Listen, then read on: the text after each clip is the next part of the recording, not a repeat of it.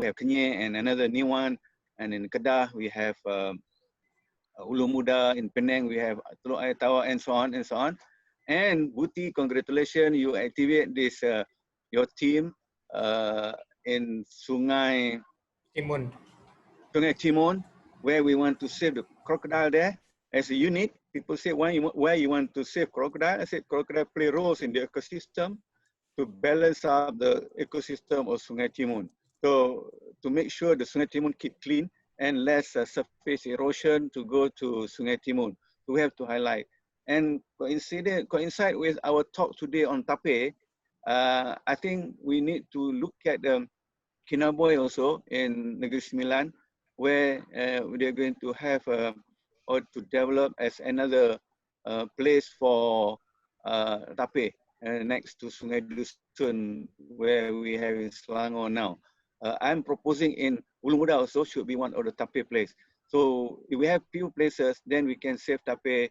It's our iconic, our logo for MNS, and then important species in the world, in fact, the Malayan Tapir. So Malaysia is very concerned about this, and we are also now championing Malaysian Tapir Action Plan, where it is with Perhilitan now, and they are looking at closely. And I expected in 2019, and 2020 is the last. But April 2020, we failed to launch this Malaysian Tapir Conservation Action Plan because of the procedures. So I hope before 27th of April 2021, Malaysian Tapir Action Plan must be launched. And then we have to look at the habitat closely. And you are very lucky, Buti, we have in Kinabalu Negeri Sembilan. So we have we need to look closely and plan what we can contribute to the government mission to save tapir. If we don't support, MNS don't support, I think the strength of a team to conserve tapir, for me, it's not strong enough. You know, it's just a policy, it's not strong enough. We need public to support. We need researchers to support. We need activists to monitor. We need to educate the public. This morning I got a confirmation with people in the United States want to work with MNS on and traffic also on this smuggling, Malaysian as a smuggling hub. So it's bad name. I said, well, we are working on it. MNS is very strong with 3,000 members all over the country supporting wildlife conservation and try to stop wildlife poaching and trafficking.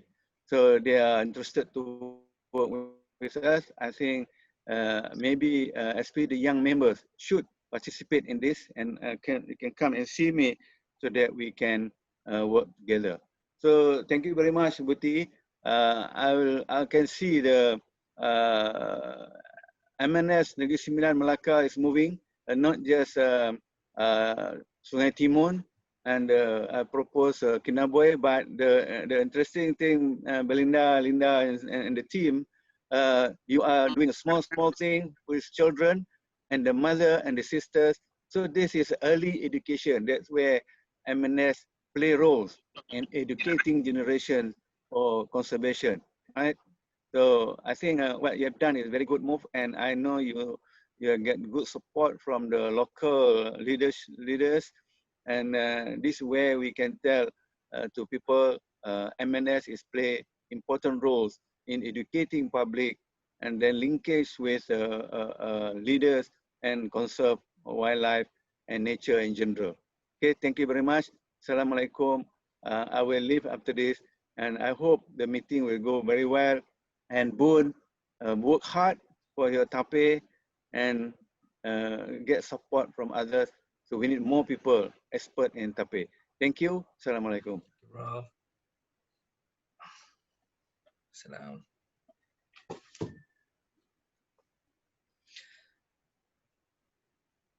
Hey, your voice, microphone. You mute Buti. yourself.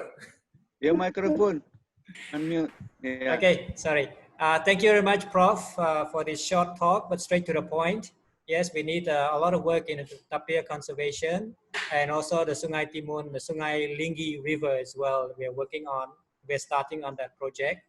So good to highlight, we have another place, Kanaboy in the Grisimbalan, where we can actually work as well. But of course, we need everybody's help, you know, to get this moving.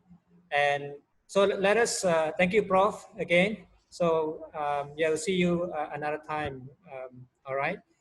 And let us start the actual talk on the tapir. And I will hand this over to my host, Lee Len Ping, to introduce our speaker today. Thank you, Len Ping.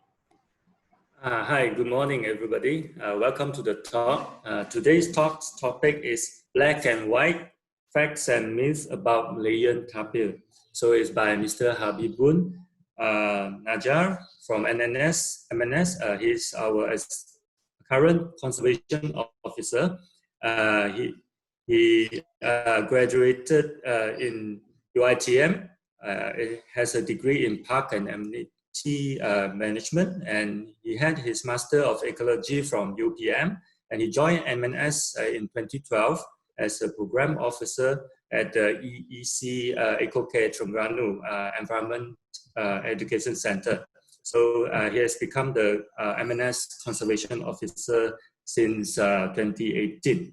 So let's just welcome Mr. Habibun to give us a talk on tapir. Thank you. All right. Thank you. Thank you, Li Ping.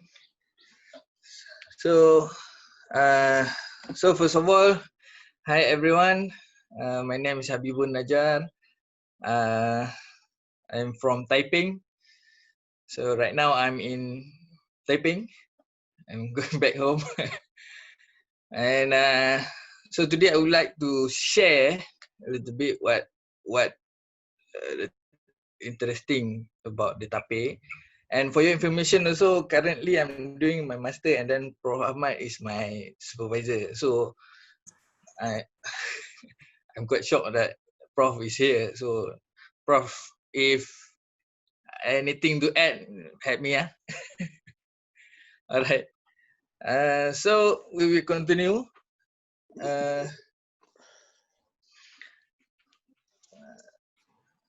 Wait. This local complaint Singapore.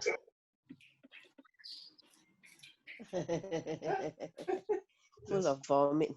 Yeah, the guy. Boon, I will share the slides.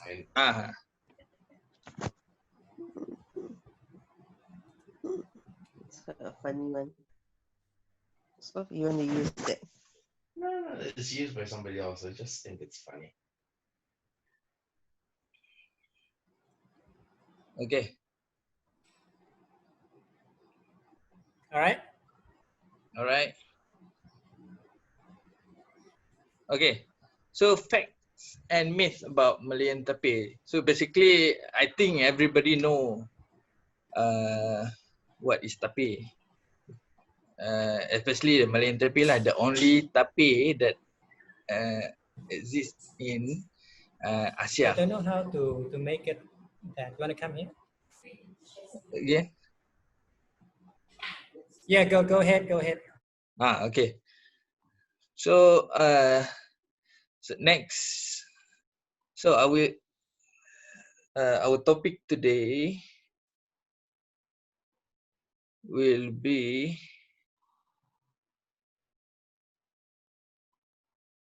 so this is our topic today lah. It's very direct. We talk about tapir, what is tapir, and then tapir of the world, Malayan tapir, and then we will go to facts and myth about tapir, and then the threats that cause the declining of the tapir, and then how we can help the tapir lah.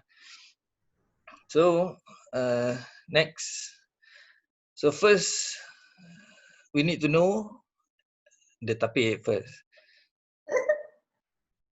So tapir is a big mammal, which is, and then the tapir is herbivore mammals. They eat more than 100 species plants and fruits. As a, how to say, I went to Sungai Dusun, and then their favorite food is more to senduduk. I don't know if the scientific name, but the pokok senduduk, and they give jackfruit leaf to the tapir, which is the tapir is very like that leaf lah. And then it's a similar shape with the pig, but they are not same family with the pig. They are close family with horse and rhino, which is ungulate, oat-toed ungulate. And then they have short and prehensile nose trunk, which is like elephant, but they very short and very flexible. They use their trunk to get to how to say, to get the leaf to eat. Okay. Okay, tapir of the world. For your information, we have 4 species of tapir of the world. Wait. So basically, they live in the jungle, tropical rainforest, South America, Central America, and Southeast Asia. And there are 4 widely recognized extant species of tapir, all the family of Tapiridae and genus Tapirs. They are Brazilian tapir. Is it Brazilian tapir, or they call it South American tapir or lowland tapir? And then we have Bates tapir, mountain tapir, and Malayan tapir. There is one tapir, one more tapir they found in 2013. They call it Kabumani tapir, but it's become a debate among the researcher, which is they're not sure is it the new species or just the species of the mountain tapir. So we not declare the Kabumani tapir is a tapir yet lah. It's a new species of tapir. So this is the photo of the tapir, the real photo lah. Just now it's an animated photo, and then so now the smallest one is a mountain tapir. You can see there, got feather in their body, and then the biggest one is our tapir, Malayan tapir. So we go to Malayan tapir. Wait. So Malayan tapir, they call it Tapirus indicus, and then it's found 1819, and one of the remaining species of tapir from the old world. So they separate the tapir, the new world, which is the near to the South America area, the other tapirs, and then this Malayan tapir, they said is one of from the old world, which means it's from 1,000 years back lah. And then previously known as Acracadia indica. So the previous scientific name. Again.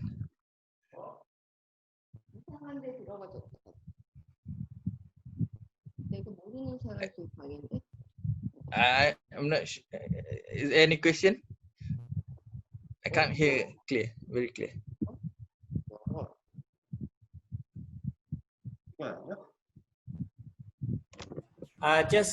Sorry, forgot to inform. Any questions, please key into the chat box, and we will have a 10-minute Q&A session after the talk, okay? And also, we will have a simple quiz and with some prizes as well as certificates, all right? So let us continue, and then we will do that after the talk. Thank you, Bun. All right.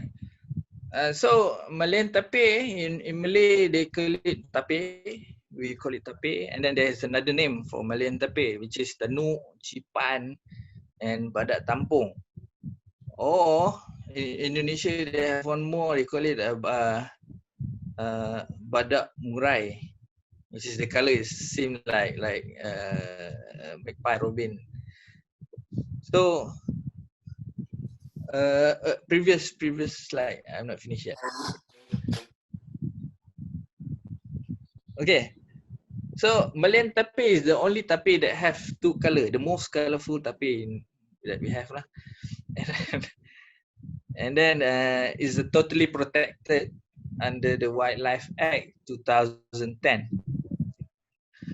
And so that's mean totally protected. We cannot hunt, we cannot get, we cannot have any single piece of things belong to the tapir lah. Even the bulu of the tapir also. Okay, and then the biggest Malayan tapir is the biggest and the heaviest, like I said just now. And then is IUCN Red List status is endangered species. And then in Malaysia, based on Perhilitan data, they said is around 700 to 1,000 tapir left in our forest. Okay, next. So facts and myth about the tapir. So baby tapir look nothing like adult. So as you can see, the slide there is a baby tapir, baby Malayan tapir. This is a very young one. So the color is very different. Sometimes people confuse with the wild boar baby and deer, samba deer. I think the color is very similar with the tapir. The tapir color is very similar with the wild boar baby and the samba deer baby. So why their color like this? So they said is probably to help obscure their probably to protect and then to camouflage themselves from the predators in the forest. And then it will be like this until up to 6 months. But in the after 3 months, we can see the difference of the color will transform. So Perhilitan, yesterday I saw Perhilitan just update the photo of the beradik, the newborn tapir baby in Sungai Dusun. Beradik and I forgot another name. So they have the data. They just give the example. 101 years, we can see the shape and you can see the color of white stripe in their body already, slowly to become 101 days old. It's become like an adult. Okay, so myth. This is my own experience actually. So eating parts of tapir can give power to man. Okay, some people believe by eating parts of tapir can give power especially to man, which is in February 2017 we are conducting wildlife camp in Environmental Education Center EcoCare in Keteh, Terengganu.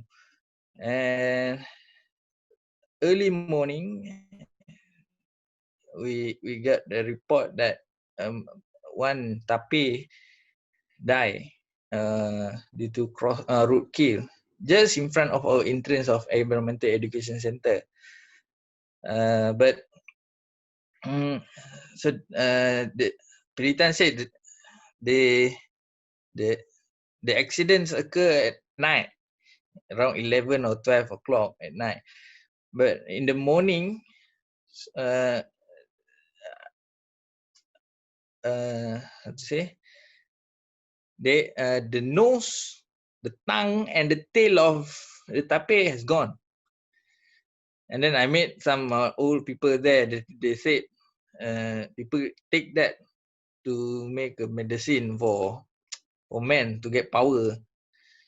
So is a myth lah, because we actually any animal that make, most of the animal that make they use to make a medicine is not scientifically proof to make a medicine lah. So this is a myth. Eating part of tapir can give power is not true. All right. So another fact, they can grab things with the snout. So it's very small snout, and then they use the snout and very flexible snout to grab the leaf, and then sometimes they can make a snorkel from the snout also. So they for your information, tapir is very good in swimming. There's evidence where they found tapir in the middle of the sea, South China Sea. It's not very middle; it's near close to the our beach. So they can swim, very good swimmer. So they use the snout to breathing. And so another myth about tapir. So tapir is very popular in Japan, China, and Taiwan, and Hong Kong. So they call it baku. So the picture is a baku, which is they believe the the tapir can eat their their bed dream. So is in Japanese, in Chinese and Japanese folklore. So it's a creature that has strong tusks and of an elephant eye like rhinos, body and body of a bear and tail of a cow. So it's apparently they said it's more towards Malayan Tapir, but yeah, there's a lot of tapir. There's a lots of tapir in our previous time, which is extinct already. So they also known as dream eater, which is most of their house they have a this how to say, tapir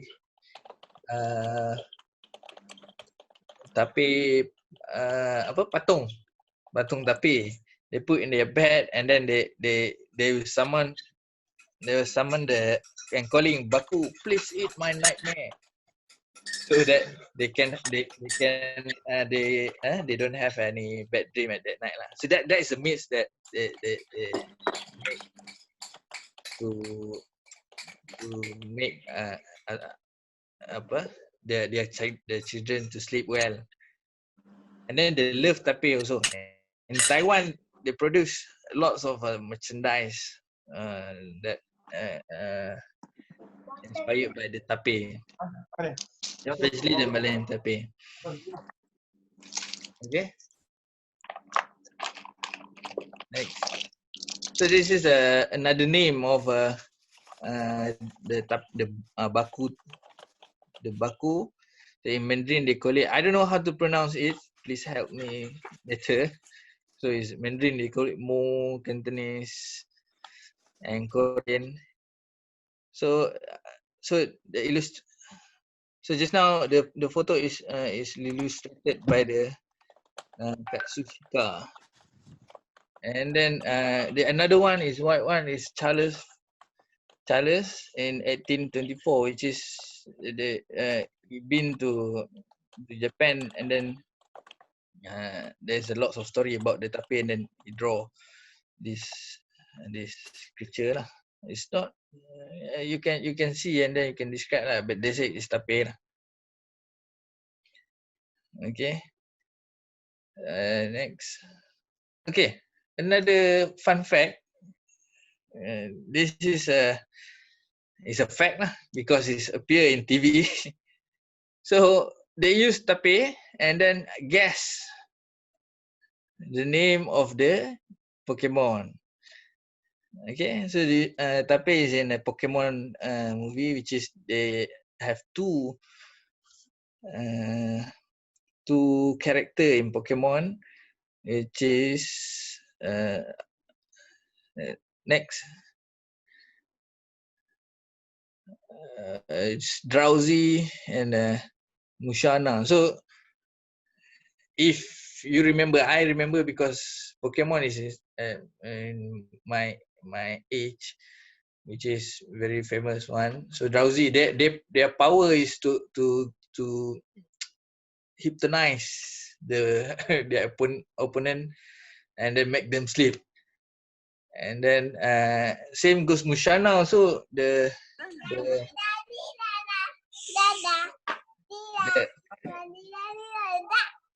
oh, very big one.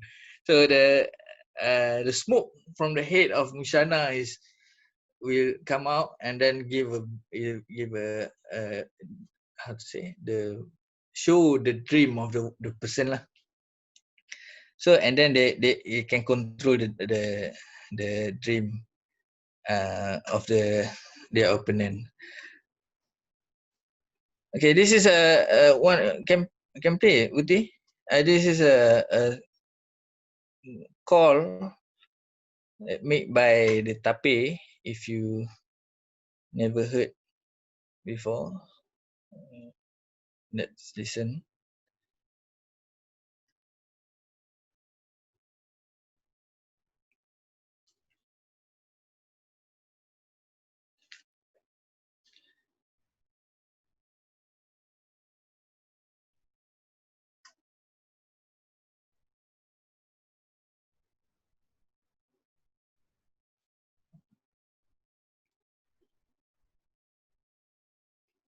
Can play, you know.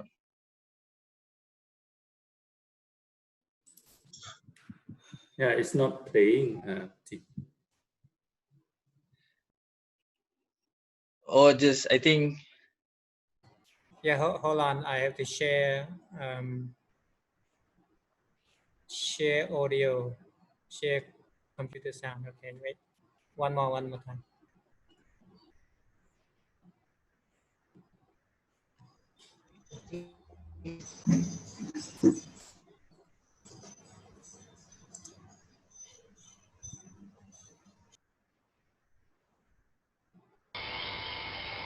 Can you hear?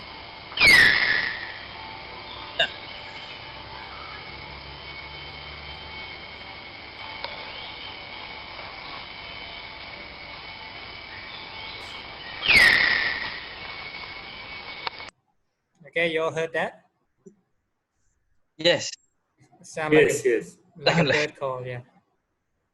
Yeah, that's the sound of the tapir. So basically, they make that sound to communicate with other tapir. So as you know, tapir is very solitary animals, which is they live one individual, especially the male, in very big area is around 3 to 5 square kilometers. And then for the female,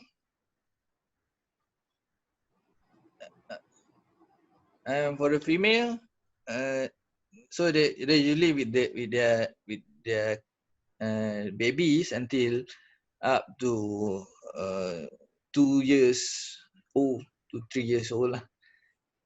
Boon, are they normally one single partner or they are multi mix? They are one single partner. Single partner. Again, wait. You mean the tapir? Yes, meaning one male, one female, or they have one male, many female. One male, one female at one time. after the meeting, and then the mother have the baby already, and then there we go, and then the male will find another female. So, and so they make that sound just now to warning another male, or there's to warning if there is a male in two area, they will sound like that to, how to say, to halau lah, to warning that that is their territory. If the sound is a little bit low tone, it communicate each other. So we cannot see the video. We cannot see the video very clear because I don't know why. But in the video, there's a second sound of the in the video shows that the tapir is like scared of another sound. Actually, that there's two sound there. One is made by the in the video. Another one is made by another tapir from surrounding area. So you can see the second sound that made by another tapir that shocked the tapir in the video. But we cannot see very clear in the video. Maybe Vuti can share after this in Drive or something in chat. Okay, so next is the threat. Malayan tapir is very fast declining in Malaysia. They are ranked top 5 most declining animals in Malaysia, which is alongside with tiger, sun bear, Malayan goat, our lost rhino also, and the elephant. So the factor that influence the declining of the tapir is sadly is not because of the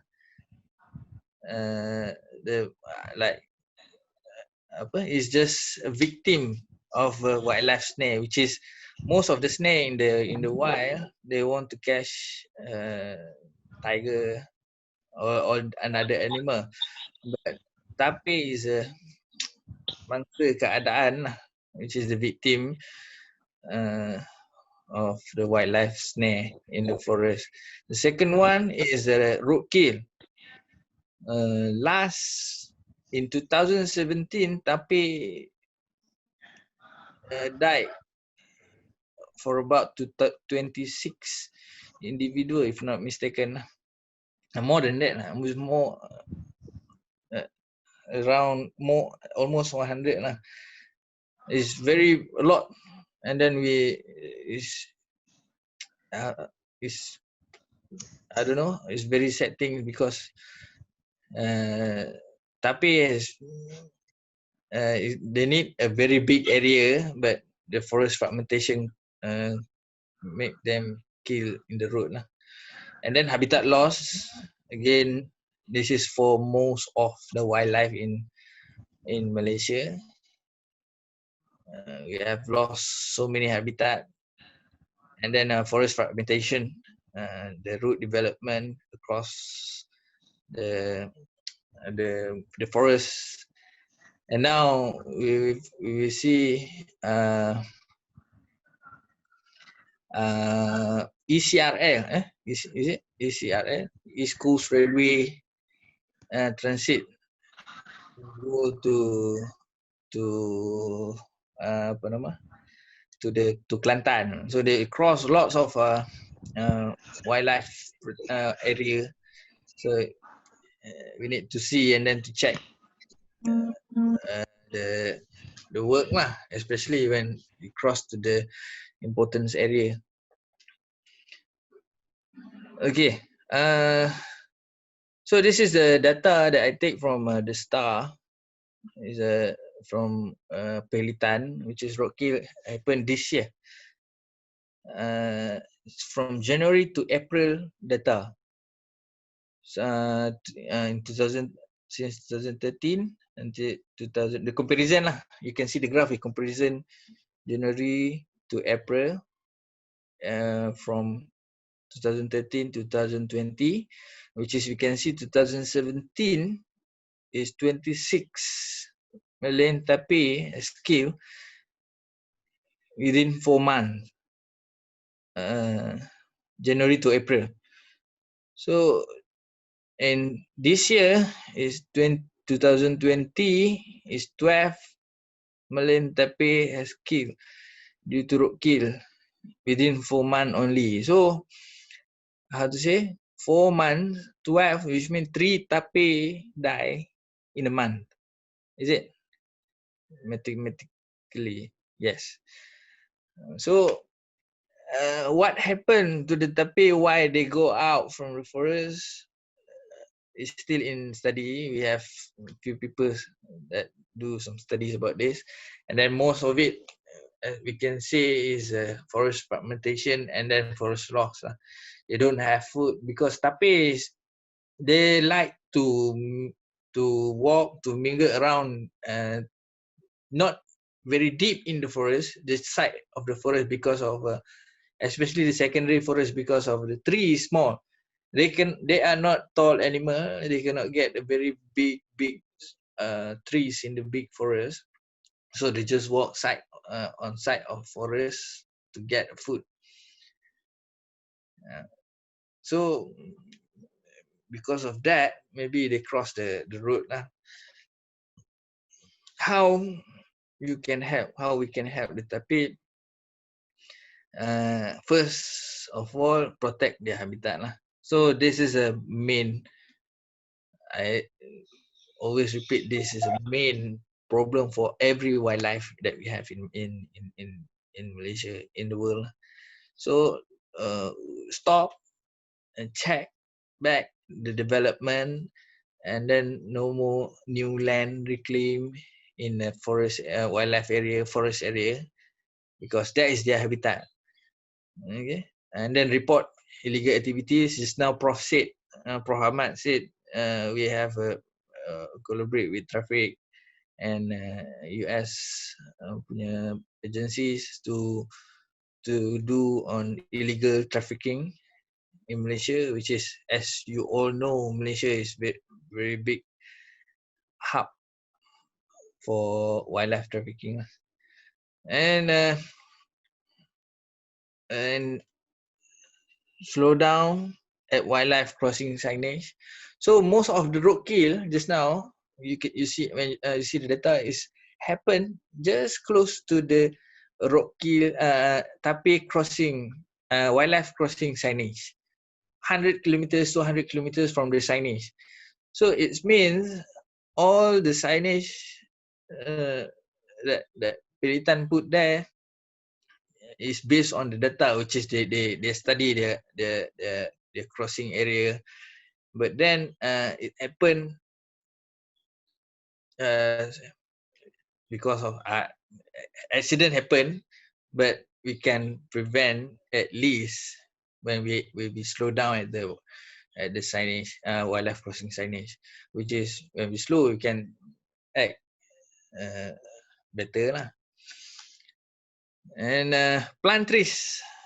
So plant trees, I would like to, for right now, you can see my t-shirt is UCI Urban Community Forest. I'm doing the tapir, I'm doing the forest tree planting, forest tree nursery at our MNS HQ. And then we provide the tapir food tree also. And then we do planting. And this planting tree, I would like to, how to say, there's lots of NGOs, there are lots of us doing planting activities in the forest, which is for me is good, but it's better to plant that the area that don't have forest, so that we can develop a new habitat to the tapir. So there's lots logging activities, so we need to plant trees back. And then there is a new places like for example, I'm doing my research in Kerteh.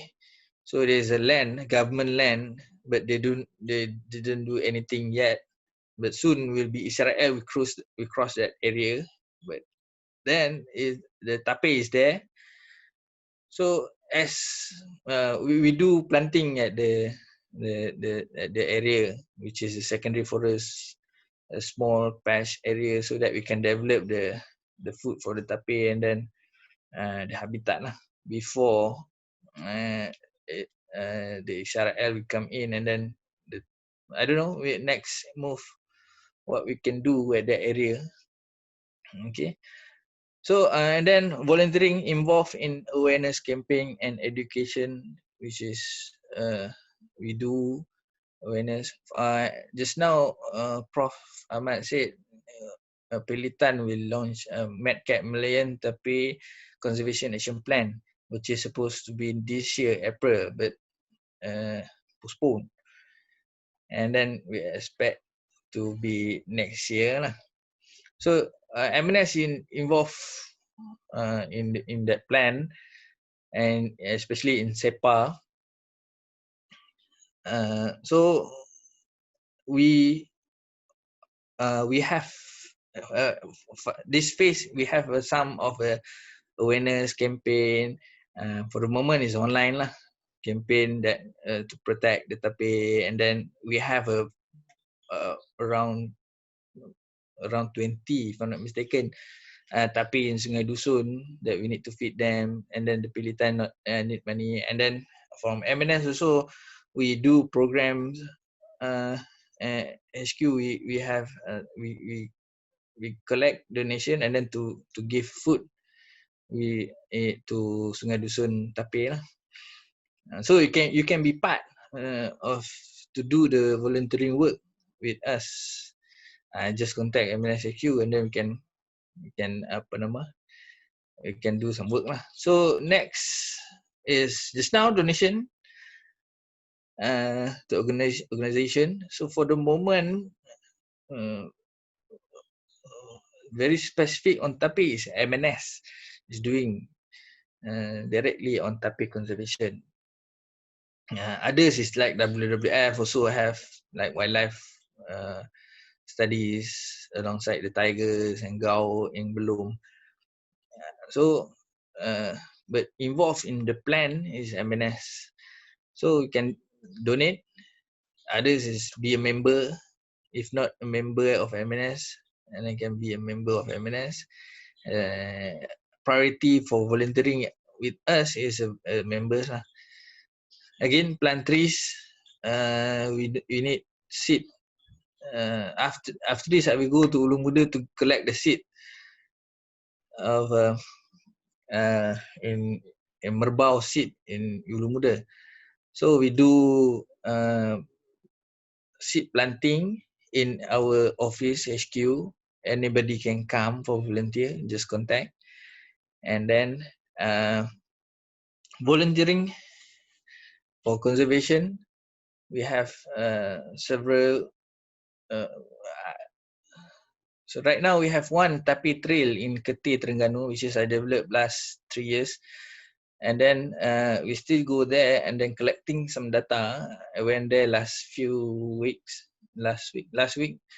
So the tapir is still there. We have evidence, and then we do some tapir walk in Eco Care Environmental Education Center at any time. For the moment, actually the plan is is changed due to COVID, but now we slowly to open back the tapir trail lah. Okay, and this is our tabung, our fund. You can donate lah for the tapir, and yeah, that's all. Thank you very much. Hope you enjoy my talk. So you can go to Q&A. Yeah, Guti? Yeah, thanks, Mr. Habibun. So now we'll go into a Q&A session. So I hand over and the quiz also. So I hand over to Mr. Wuti. Okay, thank you very much, Habibun and Limping. Boon, what are the prizes we have for today? Oh, we have 10 quiz, and then we have 10 prizes, which is I don't have the. We have Tapir patung for one lucky person. The rest is the sun bear patung lah. Sun bear. What they call it patung ah? Please help me. Is it soft toy or what? Soft toy. Yes. Okay. All right. So I will now put the quiz link into the chat room, and while our participants are doing the quiz, we can take the Q&A. All right. I'll key it now into the chat room. Okay. So I may proceed with the Q&A or oh. Yeah. The quiz is now in the chat box, and we will go through the Q&A right now. So I'll just go through them.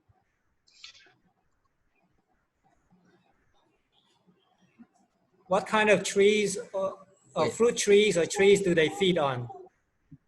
What kind of trees? Just now I mentioned that senduduk, jackfruit leaf, and that is the most favorite one. And beruas is same family with the mangosteen, but in the white one. Artocarpus species are family of jackfruit. Terap. I don't know, not very good in the scientific name of the trees. I just know the local name lah. But Yeah, the favorite one just now I said is senduduk, jackfruit, and beruas. No problem. The next question is that UCF, you're planting trees as well for the tapir as food? Yes. Okay. Yes, but depends on the season when we have to get the seed lah. But our main trees is merbau tree lah, our national tree. But we collaborate with another NGOs and then another free tree societies NGOs, another nursery, and then perhutanan also. We exchange our trees lah. Especially when we need to do a tapir trees, then we can change with the perhutanan also. Okay, the next question is from Yok Mui. Has there been a recent survey on the population of tapir in Malaysia? And what is the population decline? Is it declining? And what are the key habitats of tapir? So when was the last survey done, and what was the outcome? We never have specifically tapir survey, population survey for tapir. We just take the data from tiger survey, elephant project, and then tiger and elephant project. So we take the data from there. There is no specific survey yet have been done yet. So in the plan, just now I said Malayan Tapir Conservation Action Plan, we have we propose that one topic to survey specifically on tapir. Okay, there's another question. Yeah, go ahead. The number. So the number they estimate the number 700 to 1,000 tapir in our forest is based on tapir survey. The tapir accidentally appear in the camera lah. So from the camera they can spot the tapir. They count the tapir. Okay, we have another question from Mr. E. Where can they be found or seen in Malaysia now? The tapir, and is there a wild tapir feeding place that is in operation? You can see nowadays, especially due to PKPP MCO, there's a lot of tapir come out from the forest. You can see in the housing area also. But in the wild, most of the tapir is our CFS area lah, which is Belum, Taman Negara, and then Endau. And in Negeri Sembilan, there's lots of tapir. And then 2017 data record also lots of tapir die due to roadkill in Negeri Sembilan. That's why they built Kenaboi Tapir Conservation Center there. Yeah, we do have here. And then where we can see now we have Sungai Dusun Conservation Area lah. So which is the we can how to say they Rehabilitate the tapir for release.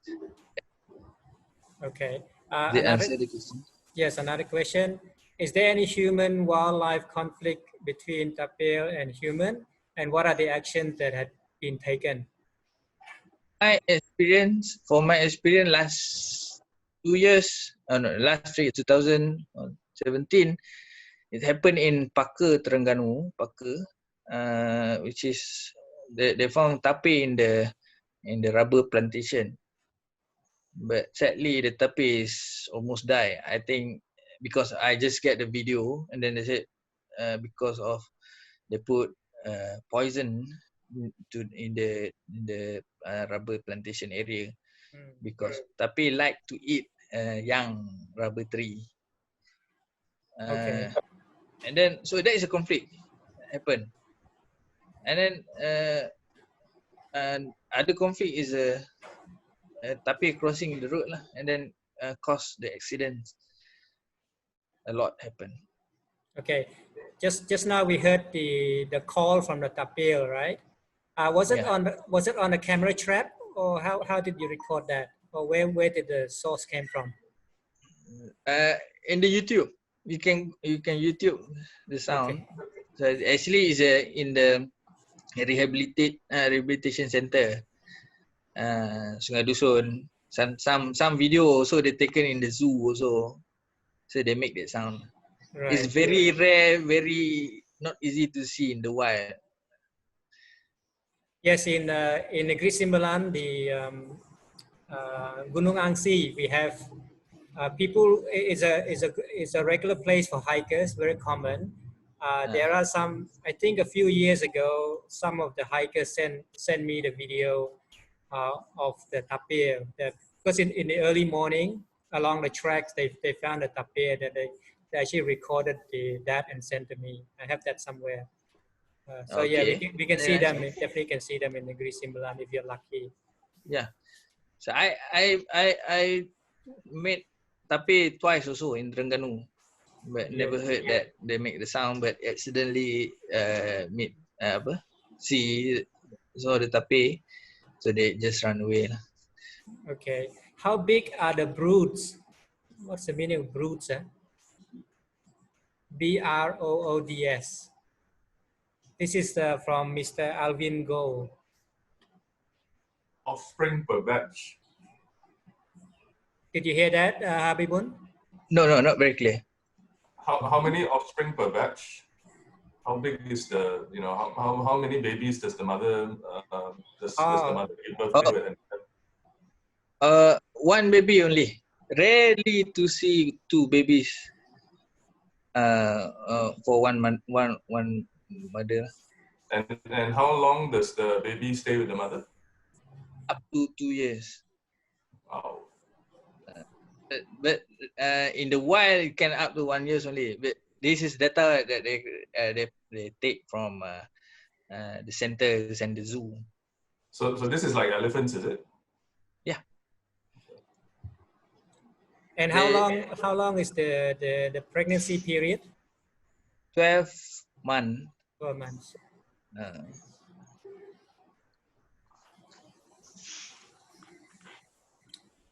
Okay, I think that's all the question we have. Any more questions? You can unmute yourself and just ask if I missed out anything. Yeah. How much vegetation does the adult tapir consume a day?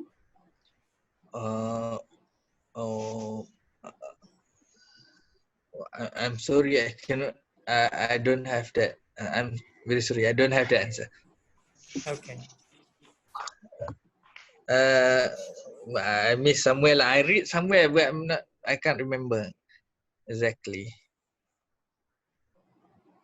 I hear something about a tapir food is inside the chat box by Balu. Balu is our head of conservation in MNS. Maybe Balu, you can answer that. How much food or how much of the leaves Yes. that the tapir eat? If you have an answer. Okay, thanks, Buti, and a very good Oh, morning. baru. Okay, boss. Okay, tapir is a big animal, right? They are just like elephants, okay, and they are vegetarian basically, all right? So as a vegetarian, they have to consume a lot, all right? These are all proportional to their body weight, lah, right?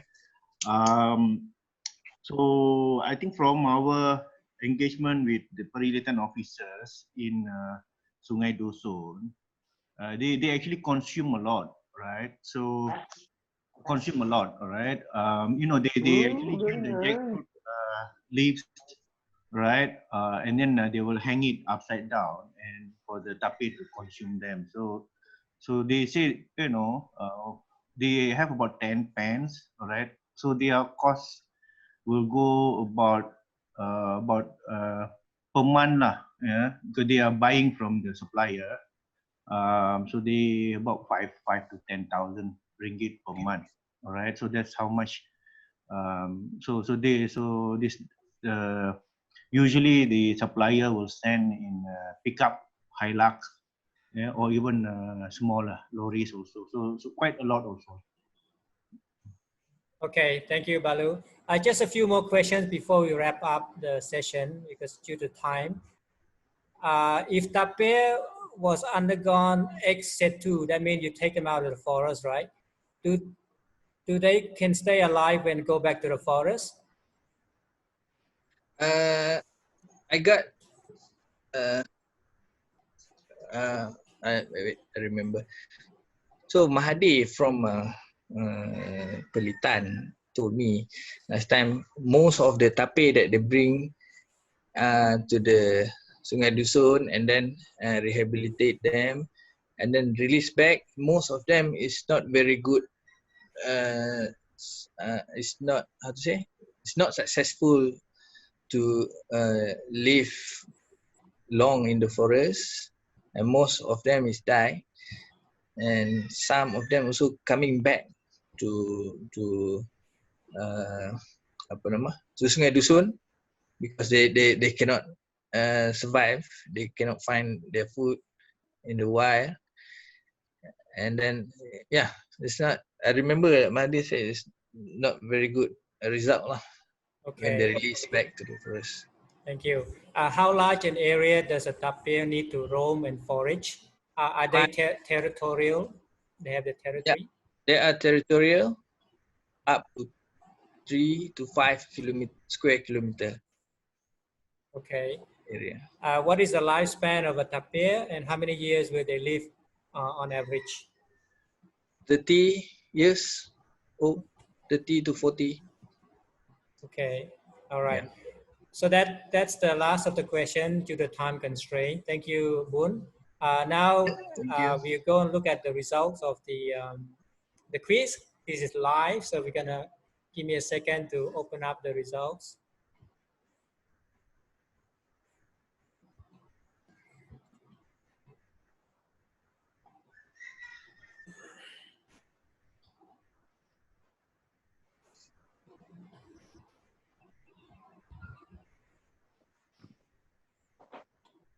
Just share the screen.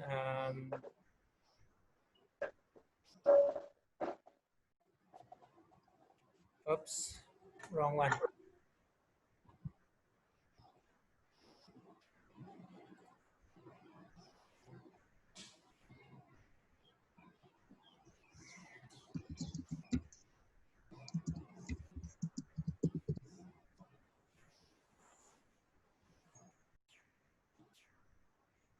Okay, can you all see the results?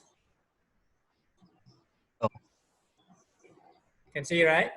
So we have about, I think, 16 participants. We have Brian Nazaraj. Sorry if I mispronounced your name. Sorry, we had Easy Neil is the first one that came in with 10 out of 10. Well done. And then we have Brian, and then we have Noor Alpha Farani. Then we have Adrian, Liu Yok Mui, Liu Yok King, and Adrian as well. Adrian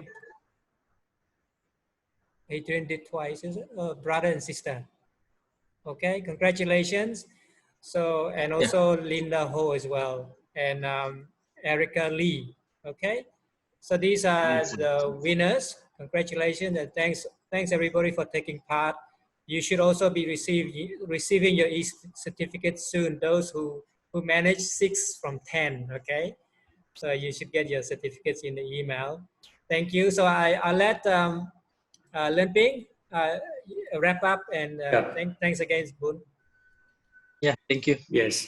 So, okay, I will do a simple summary, a wrap up. So, thanks, Mr. Habibun, to share with us about tapir. And I think many of us, this is the first time we see the baby tapir, which is very different from the adult tapir. So now it's an endangered species, and it really needs a lot of protection. And it's very special that we know that the myth about tapir, that it can eat the battery, which brings a good night's sleep for the children. Unfortunately, it's a myth. Okay,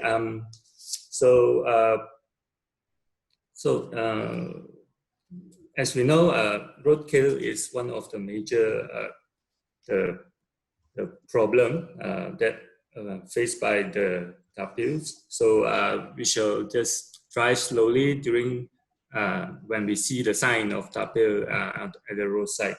So just to help to protect them from roadkill. And so it's good that everybody can share, or give a little bit of your time or any effort that can do to donate or volunteering to help out with M&S, because we really need everyone's help to protect the tapir. So that's all I have to say.